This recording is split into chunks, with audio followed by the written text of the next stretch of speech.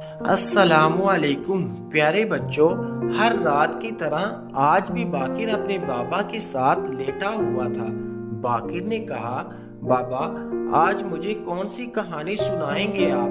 بابا نے کہا، دنیا میں کچھ رشتے بہت انمول ہوتے ہیں، جیسا کہ دوستی، اور ایسی دوستی جو کسی کے فائدے یا ضرورت کے لیے نہ ہو، صرف ایک دوسرے کی خوبیوں کو سمجھنے اور ان کا احترام کرنے کے لیے ہو۔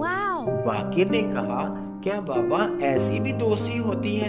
بابا مسکرائے، ہاں بیٹا، ایسی بھی دوستی ہوتی ہے۔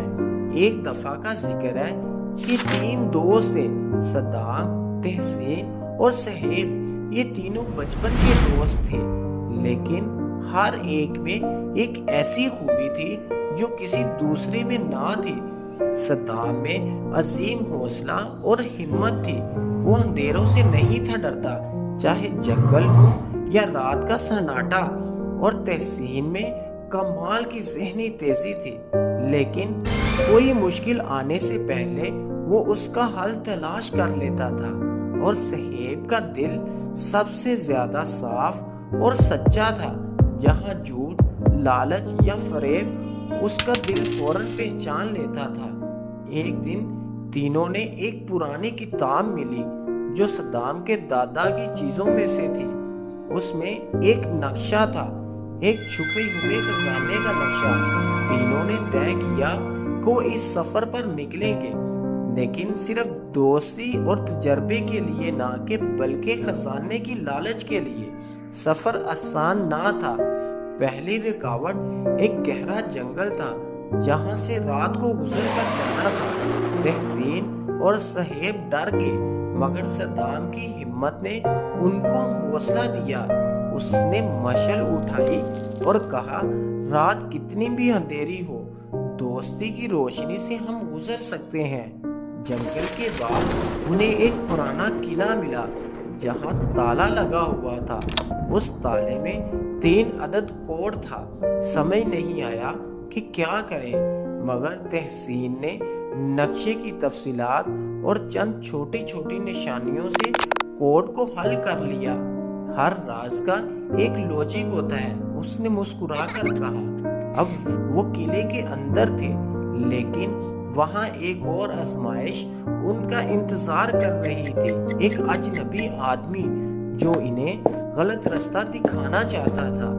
یہ راستہ نہیں ہے، وہ دوسرا راستہ ہے، وہاں خزانہ ہے، اس آدمی نے کہا۔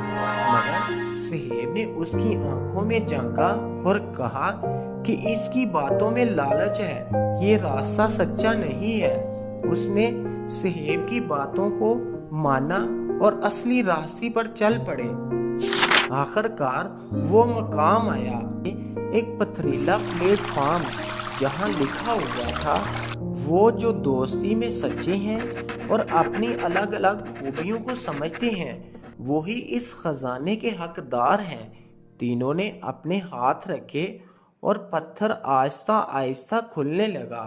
اندر ایک صندوق تھا، جس میں صرف سونا یا ہیرے ہی نہیں، بلکہ ایک چھوٹی سی کتاب بھی تھی، جس میں لکھا تھا، تمہارا اصل خزانہ تمہاری دوستی تھی۔ ہر ایک کی وہ خوبی جس میں دوسرا کمزور تھا، اس نے تمہیں اس منزل تک پہنچایا۔ تم نے آپس میں کبھی مقابلہ یا جلن نہیں کی، بلکہ ایک دوسرے کو سمجھا، یہی اصل دولت ہے۔ کہانی ختم ہوئی۔ باقر کی آنکھ کھلی تو دیکھا بابا خاموش ہیں، لیکن ان کی آنکھوں میں نمی تھی۔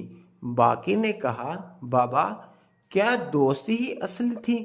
بابا نے کہا، ہاں بیٹا، ہمیشہ یاد رکھنا، اصل دوستی میں کبھی ایک دوسرے سے بڑھ کر دکھانا نہیں ہوتا، بلکہ ایک دوسرے کی کمی کو چھپانا ہوتا ہے۔ باقر مسکرایا، جیسے اس رات اس نے زندگی کا سب سے بڑا سچ جانا ہو۔ پیارے بچوں، اگر ہماری ویڈیو پسند آئی ہو تو ویڈیو کو لائک اور چینل کو سبسکرائب کر دیں۔